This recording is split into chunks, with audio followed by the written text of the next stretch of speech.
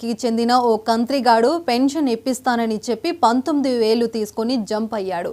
ఇక గంగాధర్ బైంసా బస్టాండ్ పక్కన CBI bank నుంచి 30,000 విత్డ్రా చేసి బయటికి వచ్చాడు ఓ వృద్ధుడు. అక్కడే మాటు వేసిన దుండగుడు నెలకు 28,000 పెన్షన్ ఇప్పిస్తానంటూ నమ్మబలికాడు. బస్టాండ్ ముందు ఉన్న ప్రభుత్వ ఆసుపత్రికి తీసుకెళ్లి వచ్చి 19,000 తీసుకున్నాడు. సంబంధిత పత్రంపై ఉన్నతాధికారుల వద్ద నుంచి సంతకం తీసుకొస్తానని చెప్పి ఉడాయించాడు.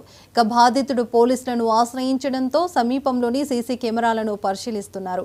నిందితుడు పక్కా తెలివిగా ముఖానికి మాస్క్ వేసుకొని ఈ తందంగం నడిపించాడని చెప్తున్నారు పోలీసులు.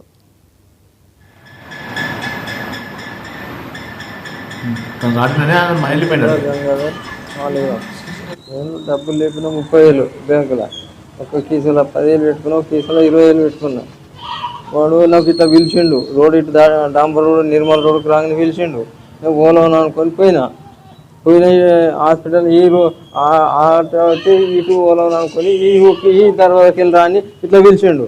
ఆ దర్వాజకి వెళ్ళి ఈ దర్వాజకి వెళ్ళి పోయినాడు. కుర్చీ మీద కూర్చొని పెట్టిండు.